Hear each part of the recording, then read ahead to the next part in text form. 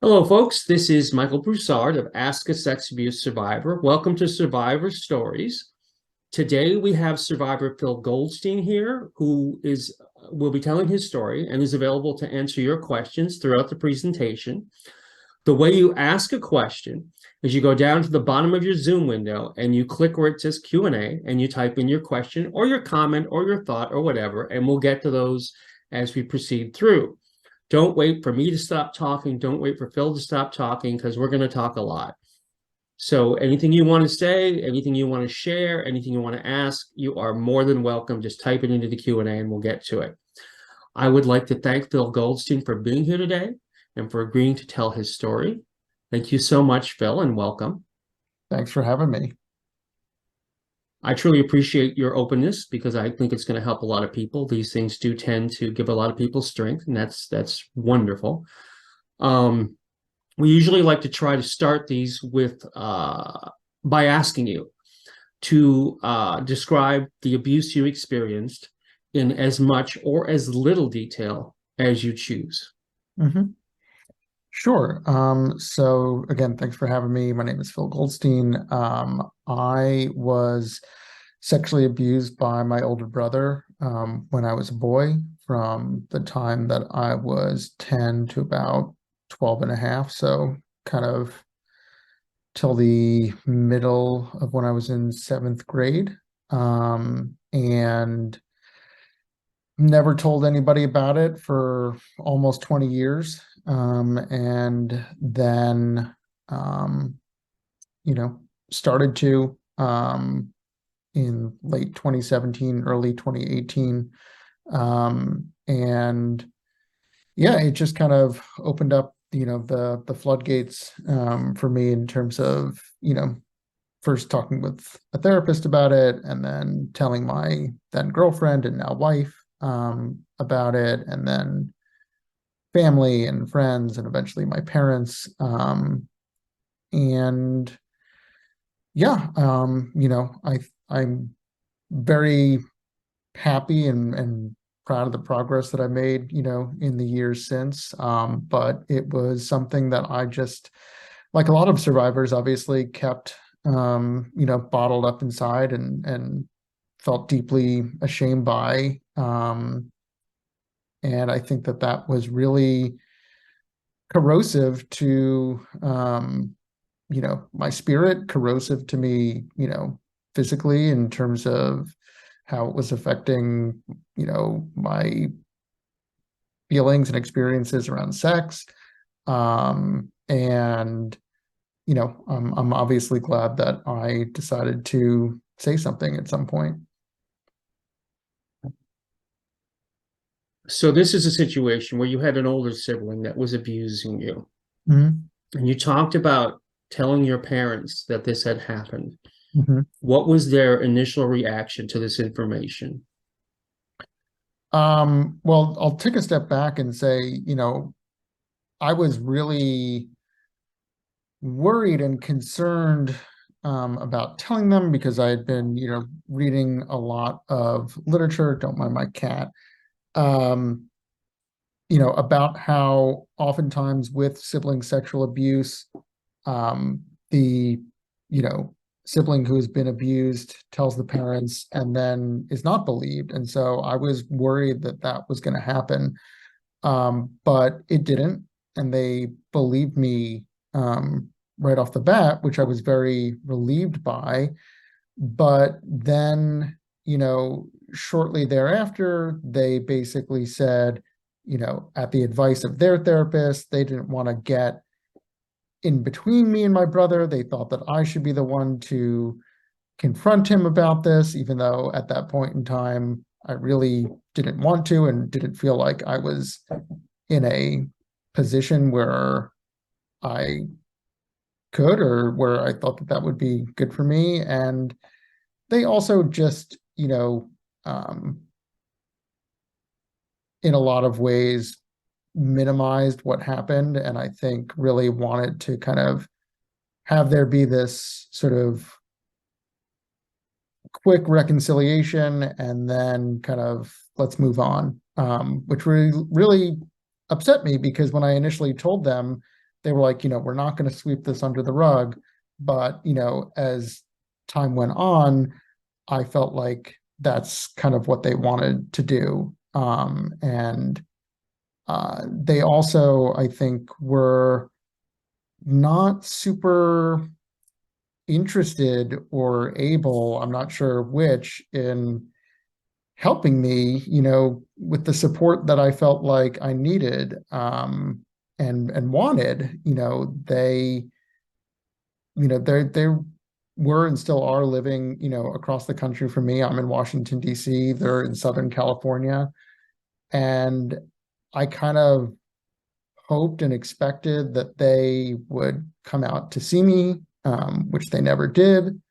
And I think that they kind of had this attitude and this feeling of, well, you're, a 31-year-old man, you can kind of handle this on your own. It's not really our place to be involved in this healing process that you started to go through. They said that they were glad that I was in therapy, but it was basically, the message that I received was kind of like, you're on your own with this, which was really upsetting. When it was going on, and again, if you didn't want to talk about anything, just let me know, and we don't have to do it. But I'm going to just ask this question. While it was actually going on, while the abuse was occurring, Mhm. did you feel isolated in your family? Um, yeah, I mean, I felt like there was this secret that I couldn't tell anybody about. And I also felt like, my brother, he, had, learning disabilities and was, I think always kind of a handful for my parents in terms of them, getting him tutors for school and, staying on him about, behavior and so forth. And so I kind of felt like I'm the sort of good kid and I shouldn't place a additional burden on the plate of my parents, and so I, I just kind of kept it inside. And they told me, we wouldn't have been upset with you, we wouldn't have been mad with you, we would have gotten you help. Um, and I think that that's all true, but it sort of doesn't obviate the fact that I felt and internalized as a child in my family that I could not bring this to them.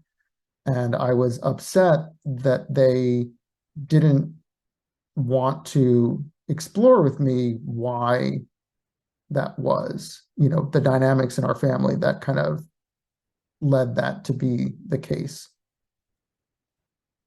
Because I'm sure, I mean, I don't know you, I don't know your family, but we've all heard a lot of our fellow survivors' stories. Um, I doubt that you came to this conclusion as a child that you were isolated out of the blue, out of thin air. Um, Usually there's an indication of that. Certainly in my case, as an abused child, there was an indication of that. Those are indications that I couldn't properly express until I was an adult. But Sure. I look back now and I see that, okay, that's why I couldn't talk to anybody else. I was actively being discouraged just by the family dynamic. Yeah. Um, Yeah. you talk about the family, the fact that your family lives on the West Coast and nobody's come to visit you. Actually, before I ask that, let me check this question right here.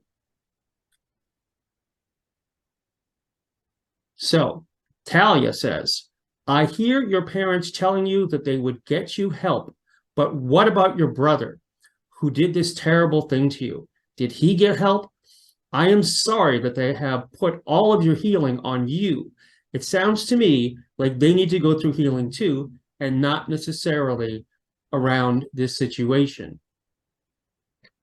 Well, I mean, my brother, saw psychiatrists and therapists, from, the time he was pretty young, kind of 8 or 9 or 10. And he's 4.5 years older than I am. And, this was never really picked up by anybody because he never told anybody about it, obviously. I do want to say that, in the last couple months, I have started talking semi-regularly with my mom, who around Thanksgiving time sent me an email that was very um, earnest and apologetic and sincere in terms of her saying things like, you know, I shouldn't have told you that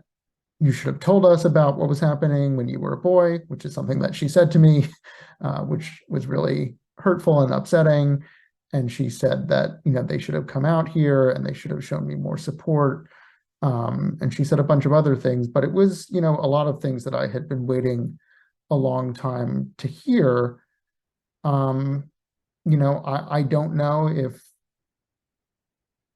things will kind of progress beyond that in terms of us dealing with things. It's TBD for sure. I would like that, but as I've been talking with my therapist about it, it may not happen. Um, but yeah, I think that for a long time, I felt, and I think rightly so, that they were putting all of this on me, like you're saying, Talia. And it was really, really upsetting. I mean, I'm thankful that I've had a really great support network of, my partner and, a couple of really key family members outside of my immediate family and my friends and my therapist. Um, you know, not just the therapist I'm working with, but others that I've worked with over the past couple of years. At one point, I was like the therapy king, seeing like a bunch of different therapists for different things, and so I'm grateful that I've had that support network, but it's it's been a tough road, and I do wish that I had their support, as I was going through these things. I just want to interject here that I think it's wonderful how forthcoming you're being with all of this. I truly appreciate it because I know it's going to help a lot of people.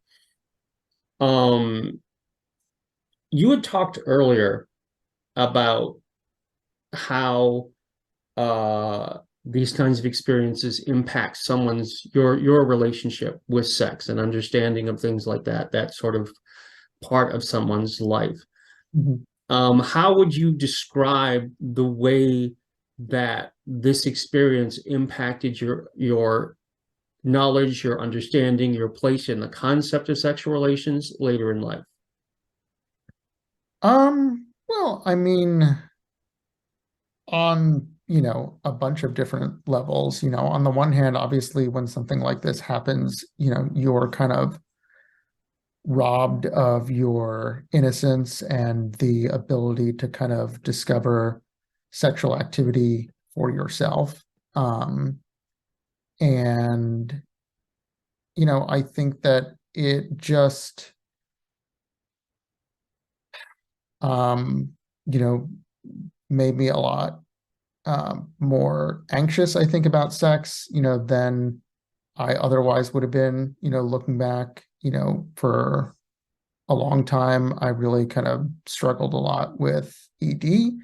And, for a really long time, did not consciously connect the abuse to, what was happening in my sex life. And, I feel like I'm in a better place on that, but, that's taken a lot of work, and it's still kind of a constant, work in progress.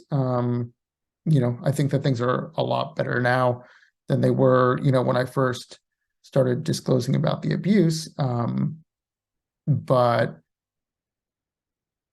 yeah, I mean, I think that it just, it gave me a lot of really big hangups around sex that were, there, but just kind of unconscious. And for a long time that made me really angry.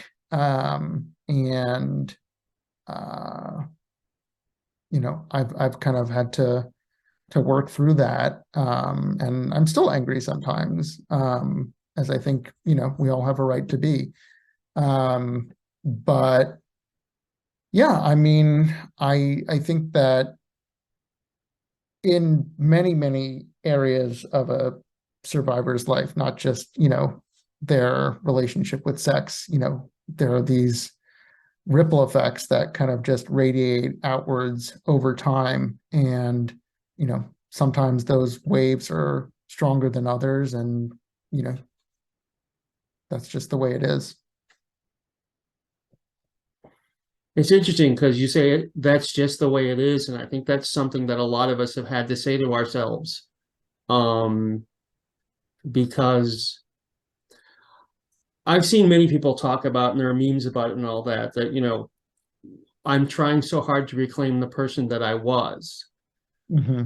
Um, for me, particularly, what changed for me was when I realized that I needed not for myself put that goal as my major goal, not to reclaim who I was because my life had changed through the abuse, but to find a place where I could operate and be content and happy and function and be the person I am now. You talked about, your partner and how collaborative has your relationship with your partner been when it comes to not just sex, but also about just generally about your healing path and the things you need to talk about and that sort of thing? Um, Extremely collaborative. We've gone to couples therapy in the past, and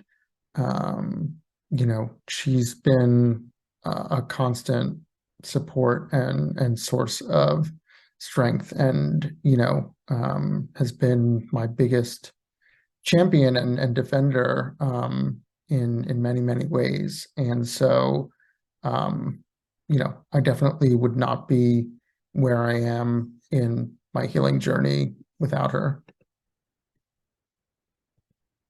That's beautiful. I mean, that's such an important thing, I think. And I think a lot of us find healing when we can find somebody we can collaborate with, a partner or a friend or whatever that relationship might be. Um, did you have, did you go through some period of time where you found it difficult to trust a romantic partner or indeed a friend or whatever because of what had happened to you? Or did you have walls up? Mm, Not consciously, I don't think. There was a period of a few months where I had told the therapist about, what had happened to me. But um, you know, uh, it and before I had told my partner. Um, and so there was that kind of buffer period, or, I don't know what you want to call it, barrier, in that time frame, but not really that I can kind of consciously pinpoint. You're also a published author, you're also a poet. Mhm. Um, how kind of in a widespread way, how helpful, how processing, how important is all of that, your creative self, to the healing adult, and how are they intertwined? I mean, immensely important and immensely intertwined. It's hard for me to kind of think of a world in which it's honestly separated from my healing. It's been deeply integral. I have always been a writer, and when I started really intensive individual therapy to address the abuse and the trauma, from it about 5 years ago now, my therapist kind of hit on the fact that writing could be a way to help me process, what had happened and what I was feeling. And, that started in the form of journaling, but quickly, moved into poetry, which I had written, pretty extensively in middle school and high school and a little bit into college. But it had then kind of dropped off after I graduated from college and got a job and, started working and so forth. And yeah, I mean, I would be, I don't want to say that I'd be dead because that's a little bit melodramatic, but I would be in a much worse place in every respect, emotionally, psychologically, physically, romantically, spiritually, were it not for poetry and the writing that I did, which eventually became a book, which anybody who's listening or watching can certainly check out for themselves if you feel so inclined. It's called How to Bury a Boy at Sea, and you can get it anywhere books are sold. And that was immensely helpful for me personally, but a big reason why I decided to go down the path of trying to write a book is to help other survivors and especially other men feel more seen and more understood and less alone.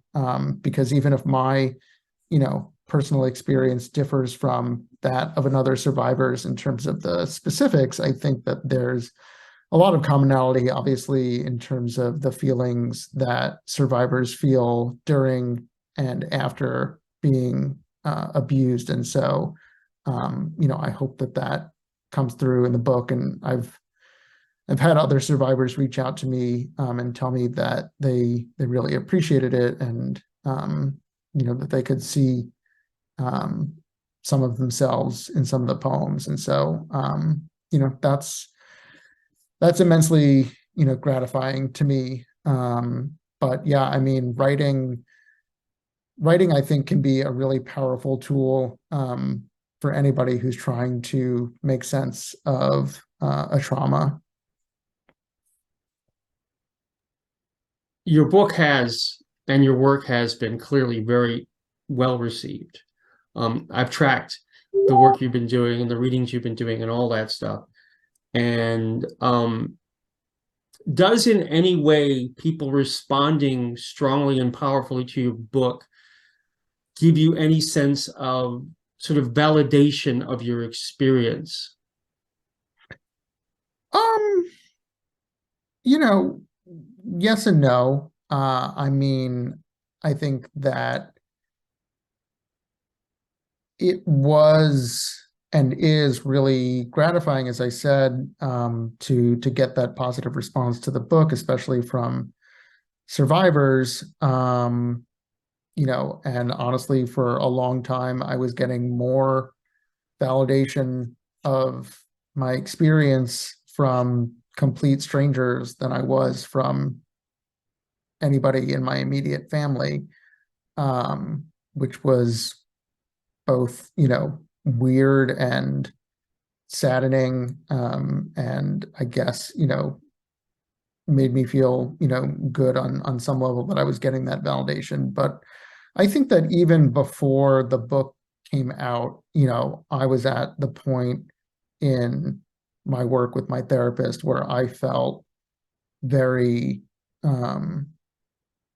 secure in, you know, a couple of things, secure in the fact that I didn't do anything wrong, that I was a child, that this was something that somebody chose to do to me, that it was completely reasonable and understandable that I didn't tell anybody about it while it was happening, or in the years after, and that I was, you know, um, well within my rights to start, reclaiming my voice and my story, and not being ashamed of what had happened, and not letting that shame inhibit me anymore from speaking out about what had happened, even if that disclosure was bringing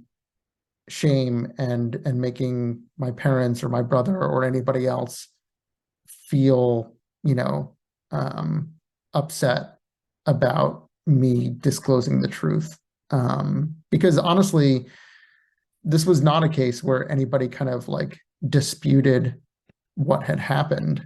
Um, Everybody kind of agreed and acknowledged that, my brother abused me. And so it's kind of like, well, I don't have anything to be ashamed of anymore. So why should I, you know, feel ashamed? Why should I be ashamed to talk about it? And so that kind of, I think that feeling of that confidence was there before the book came out, but I think that the book's release and reception has kind of just bolstered that.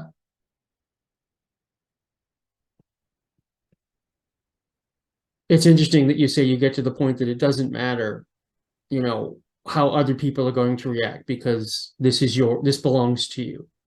And I certainly found that very validating for myself when I decided to write about it. And what I did was a play. And it took a lot of exactly what you're saying, getting to the point of this belongs to me. And it doesn't matter who else in the family or who was involved are going to feel about how I tell this story because it belongs to me and it is my story. Talia had a question. Did you find that writing helped you because it gave you time to be inside your head and have the thoughts that you needed to have without the external influence of others' feelings and emotions, which is similar to what we're talking about? Yeah. Yeah, I mean, absolutely. I think that poetry in particular, was really helpful because it just allows you to kind of take in and refract and express, a really wide range of emotions.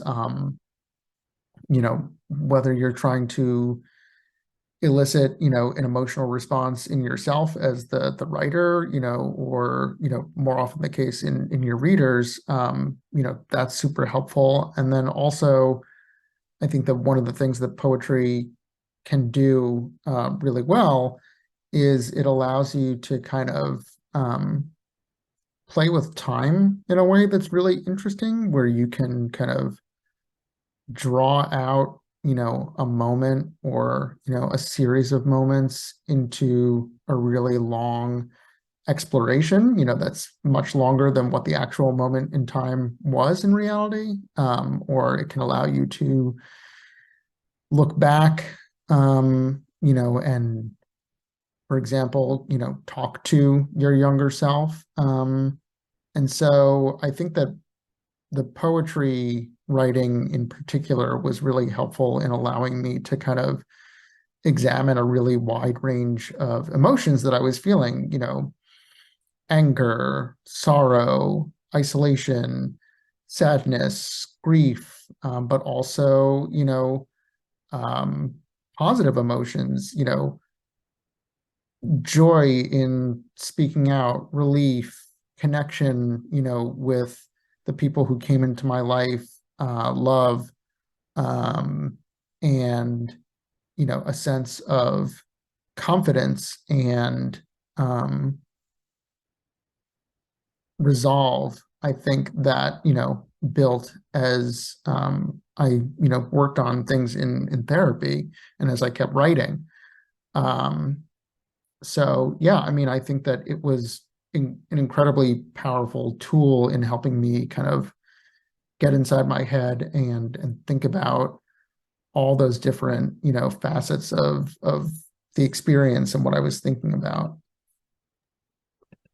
You talked about, focusing on moments that may have been very brief in time, but drawing them out to fully explore them, I think is what you were talking about. Mhm. Um, as a survivor with survivor memories, do you find that, for example, that moment you're drawing out is actually doesn't matter how brief it was in your mind and in your story and in yourself, it's really, really a major thing. It's a giant signpost that occurred to you, even if for somebody else from outside it would have seemed small. Sure. I mean, there are a lot of those moments, that I can think of. And some of them are, extremely vivid. And some of them are hazier in terms of, my recollection of things. But yeah, I mean, I think that it does allow you to kind of zero in on those experiences and kind of try to look at it from different angles, kind of outside yourself almost. There's a thing that goes on with a lot of survivors that chronological memory gets skewed by the abuse.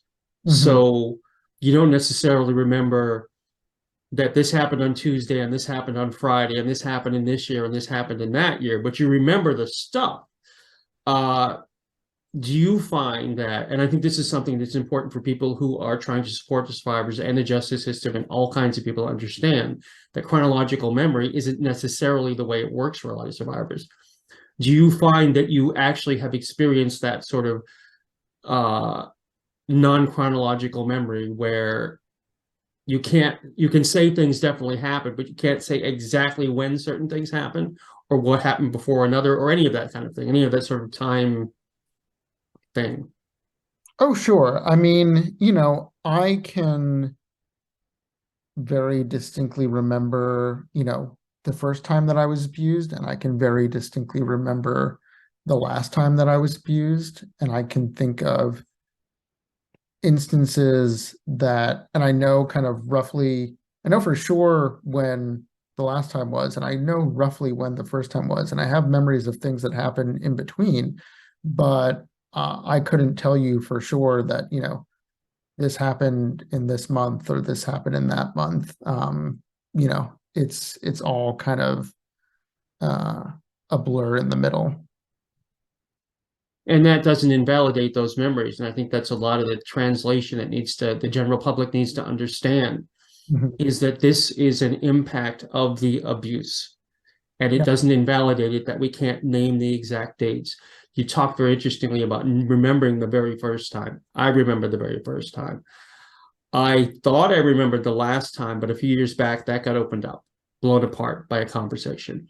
Mm. So I don't necessarily. I don't. In fact, the last time I remembered up to that point turned out to not be the last time by quite a lot. Mm. Um, so we were talking a few minutes ago about, particularly, showing male survivors that uh, it's okay to tell our stories. It's okay to report. It's okay to bring these things out into the open. Is there anything, and I mean on any topic, anything at all, that you would like to say specifically to male survivors who are watching this that you think might help them? Sure. I mean, I think that, you know, our culture, here in the US and certainly in many, many, places around the world, you know, has this idea still, in 2023 of masculinity as being kind of all about being strong and, enduring and being tough. And, I do think that things are starting to change in terms of, that perception and perceiving that, talking about your struggles, is not a sign of weakness, but is a sign of strength. I think that that's kind of changing across the board when it comes to mental health, and I think that that's certainly a generational change from, where my parents' generation was and probably yours as well. But I think that for men specifically with child sex abuse, I think that it's still really difficult to kind of admit out loud that you were in a position where you were taken advantage of, where you weren't strong, where you didn't fight back. And I think that that really cuts against the um, certainly society's perception of what it means to be a man, but a lot of men's self-perception. And so I get that that's still really hard. But I guess I would just say I want you to know that if this is something that happened to you, you're not alone. Sadly, there are a lot of other men who are in the same, boat as you, and have, ridden the same waves and are going through a lot of the same things. And that there's kind of a whole support structure that is out there for you, both within your own kind of network of people who know you and care about you, but also, just bunch of strangers out there who've gone through the same experience. And so, if you do feel comfortable talking with somebody about what happened to you, you should know that, you're not alone and that there are lots of great, organizations like Ask a Survivor, like 1in6.org, like RAIN, and you can get a lot of resources and help and just genuine support from people who've gone through the same things that you've gone through. I just want to interject here since you mentioned it that we do support groups. People can come in and talk about their experience. They are not mental health professional led. It is a bunch of survivors. This is led by a survivor. And if you want to know more about that, look us up on Facebook, Ask a Sex Abuse Survivor, or go to our website, sexabusesurvivor.com. Those groups are available to you. We have a question. Rebecca says, as a child experiencing abuse, what would you have been? Okay, I have to reread that because I read it incorrectly. Let's try that again, shall we? As a child experiencing abuse, what would have been the single biggest factor that could have helped you find a voice and disclose? I don't know. I think that I think that I was just really afraid in my family of, what would have happened to me if I had said something. I was afraid that I was going to get in trouble. I was afraid of what was going to happen to our family, what was going to happen to me, what might happen to my brother. Um, you know, I wish in retrospect that maybe another adult in my life who I was close with, a teacher, a guidance counselor, somebody had asked me, whether or not something was going on at home. I think that it would have been really difficult, honestly, for them to perceive that just because I was really good at hiding it and pretending like everything was fine, which I know a lot of children do who've been abused. But, I look back and I think I had a really close relationship with my guidance counselor in high school. I was talking with him all the time. I had a really close relationship with a lot of teachers. And I do wish that somebody had asked me. I can't say that I would have felt comfortable or able to disclose, but I don't think that I would have or could have without, prompting or without feeling like the person who I was telling, was not only somebody who I would have felt comfortable telling, but somebody who was going to be able to understand my fears and concerns around the repercussions of telling. And so, I know that that's something that a lot of people who, are mandatory reporters, probably go through in terms of training or think about. But yeah, I mean, I honestly, my answer to the question is I don't know, but I wish that somebody maybe would have asked, and maybe that would have prompted me to say something.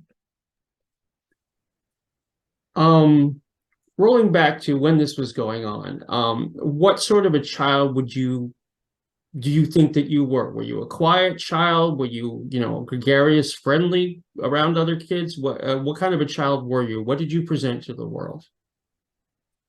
I mean, I was very smart, very studious, but I was also involved in a lot of different activities. Certainly in high school, did like the spring musical and the arts and literary magazine, and was really involved in Jewish youth group.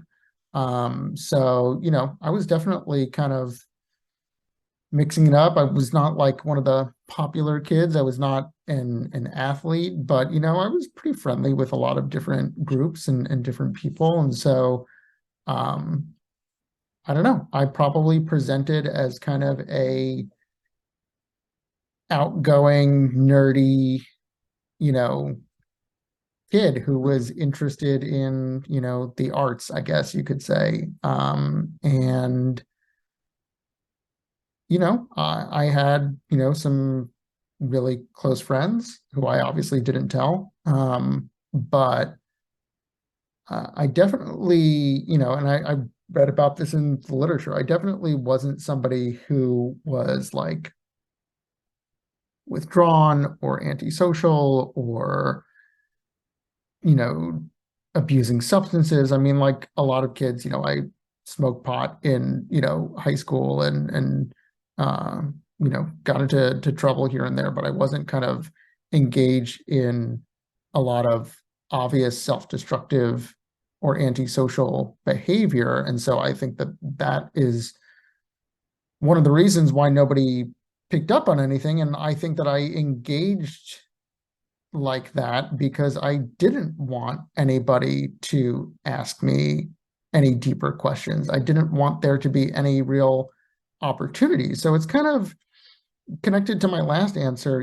Yes, I wish that somebody would have asked me, but honestly, the way that I was and what I presented to the world probably didn't give a lot of those people who could have asked me pause to say, huh, I wonder what's going on. Because, when I've talked to people who were, teachers or who knew me back then, who were adults, in my life, they were just completely and utterly shocked that this had happened. And they tell me that, I wish that I had known, I wish that I had said something. And I often say, I appreciate that, but, there's probably not really anything that you could have done differently. There's not anything that you could have, um, I wasn't giving off any really obvious signs that something was amiss.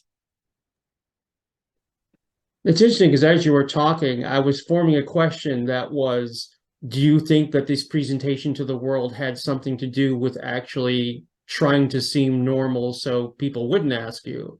And Mhm. then you answered it. Yeah. And that to me is fascinating. I didn't have as a child, I was inwardly turned, I was withdrawn, I was quiet, I was studious, I was all the, there were some parallels. But as an adult, I certainly tried for many years in my life to do just what you're talking about, which is to present in such a way that people wouldn't think there was anything wrong, to put on a face. Um, do you find that you have been able to let that face slip more and more as the years have gone on and be more and more who you are to the world? Um, I'd like to think so. I mean, certainly since I, you know, started disclosing about what had happened, I'd like to think so. But yeah, I mean, I think that for a long time I didn't and I wasn't. Um, but I'm trying to live, more as my authentic self, now than I certainly did when I was younger. I think that self-expression through arts is a wonderful way to do just that. And you're a good example of being out there, being yourself. It's in your work. Your truth is in your work. And I think it's wonderful when people can do that. And I think it's also understandable people can't do that. It takes time and everybody's different. Mhm. Um, I want to move over to, you said you've been in therapy. Are you still in therapy? Yes. You are still, because I find personally for me, therapy is an ongoing process. I don't anticipate ever being out of therapy because it's wonderful to have a non-stakeholder in my life that I can talk to. Yeah. Yeah. Um, in terms of the things over the years that you have done in therapy, certainly exercises or whatever you've done in therapy and things you've done in your life, can you talk about some of the things that have worked for you and have helped you to heal as the years have gone on, whether they're, like I said, within a therapy setting or outside in your life, or how you approach certain things or certain people, etc.? I mean, certainly, like we were talking about earlier, the writing, super helpful. I was, for a couple of months involved in a group therapy setting, with a couple of other men. Maybe I think it wound up being six of us total, who were also CSA survivors, and that was extremely helpful, just to be in that group and to kind of hear what we had in common and talk through things together. And so I know that that's honestly rare, for men to be able to find. So if you're a man and you can find that, I would highly encourage and recommend that. And yeah, I mean, I think that just as cliche as it is, just kind of continuing to talk it out, with your therapist about what happened, how you're feeling, how it's affecting you. I think that, it doesn't have to be writing, it could be any kind of expression of yourself, whether that's in the arts or physical activity or anything that you can do to kind of anything you can do to feel like you are sort of, I don't want to use the word deburdening, because like you said, it is kind of a constant evolving thing. So it's not like you can take, the load off and then it's never there. But I think that, you can lighten the load on yourself. You can spread things out. And so I think that anything that you can do to do that is super helpful. I find that the abuse, the reality of it does not necessarily leave my consciousness or myself, but my relationship to the abuse and to the abuser and to the experience has changed over time. Mhm. Do you feel that I personally don't have moments when I don't think about it. It's always there somehow. Is it always there for you? Is it sometimes there for you? Is that person still there for you? Is that situation still there for you? Has it shifted in ways? I mean, like you, I think it's kind of always there. Maybe not the front of my mind, but certainly, kind of a little bit of a shadow. But I think that an important sort of turn in my mind was, um, thinking about, this is something that happened to me. It's not who I am. It doesn't define the sum of me. And, um, I continue to talk about it a lot and continue to do things to kind of promote the book. But, I think that early on in the process of going through therapy, I thought like, well, this is just who I am. This is, like it felt very all consuming. Um, and I think that it is much less so, that way these days. So yeah, I think that, my therapist had a really good metaphor early on in our work that, you can get, you know, a cut somewhere on your body, and it could be a really deep cut. And, over time, it becomes a scar, and the scar is there on your body. But, when you look at yourself in the mirror, the scar is not the thing that, kind of takes up all your attention. It just becomes a part of your body. It becomes, something that happened to you that is there, that you can see, and feel, the impact of. But it's not, you look at the mirror and all you see is the scar. That's beautiful. That is absolutely beautiful. And it speaks to me intensely. Um, so, like a lot of us, you've gone through a healing journey. It's not necessarily a thing with an end, but as you said, you're talking about it not necessarily the abuse doesn't have to define who you are, define your life, or define what you can do. Could you talk a bit about some of the things through healing you then be able to find joy in life, whether that be in your relationship or activities or whatever? What joys have you been able to access because you've been able to not have that one thing define your life? I mean, so many things, uh, writing, being with my partner, sex, travel, um, being able to appreciate the beauty of the natural world, um, you know, my friends, great art. Um, and yeah, again, it's not that I didn't experience or appreciate those things before I started working on this, but I think that, you know, the less that you are in that shadow, the more that you can, begin to see those other things. Yes, beautifully put. The less that you're in that shadow, the more you can see. Um, and I think it's wonderful that you've been able to get out from underneath that shadow. That is fantastic. And I know that what you are doing also helps so many people.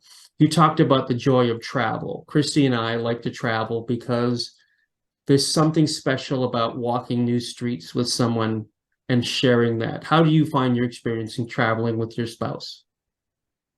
We love it. I mean,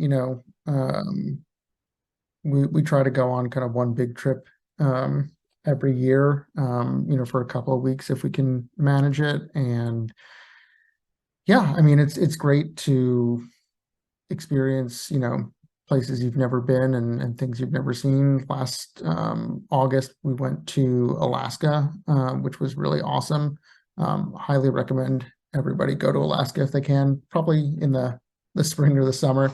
But it was really cool. And so, yeah, I love, you know, just having those new experiences and being kind of enveloped in the natural world, if you can, and just kind of experiencing that awe if you can, I think is honestly super helpful in healing, whether or not you've, had a trauma in your life or not.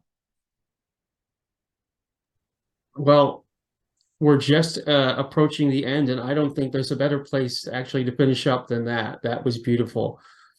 I will say just before we go, uh, is there anything that you want to say additional that you want to say today to your fellow survivors? Just to reiterate, what I said earlier, that, you are not alone. And that I know what that isolation and that feeling of shame feels like, where you feel like you can't talk about this with anybody, and that, you feel like if you do say something, your whole world is going to come crashing down.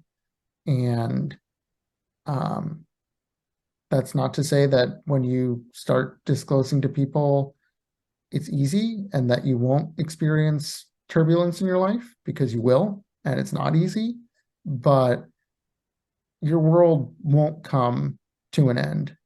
And that the act of choosing to disclose, I think is the first step toward getting the healing that you deserve. That's beautifully said. The reality is that when we disclose, we become part of a community. And if we reach out to that, if we reach out to that community, we can find strength. Before we go, there's a couple things I just want to take care of here and let everybody know. If you want to get notifications about the next time we do one of these events, or one of our survivor poetry readings, or a performance of the play, interactive play Ask a Sex Abuse Survivor, or any number of things that we do, our support groups, you need to subscribe to our mailing list. Go to tinyletter.com/askasurvivor, tinyletter.com/askasurvivor, and you will get notifications about everything that we do.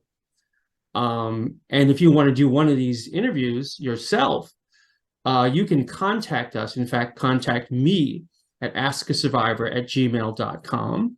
You can also contact me if you're a poet who wants to participate in one of our poetry readings. If you need more information on anything we're doing, anything at all, we are here for you. That is the point. That is why we exist. I want to say thank you again to Phil. I want to remind everybody, the book is How to Bury a Boy at Sea by Phil Goldstein.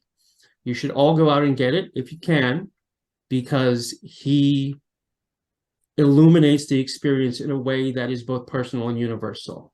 Thank you very much, Phil. Thank you, everybody. And goodbye for now. Thanks for having me. Been great. Thank you, sir.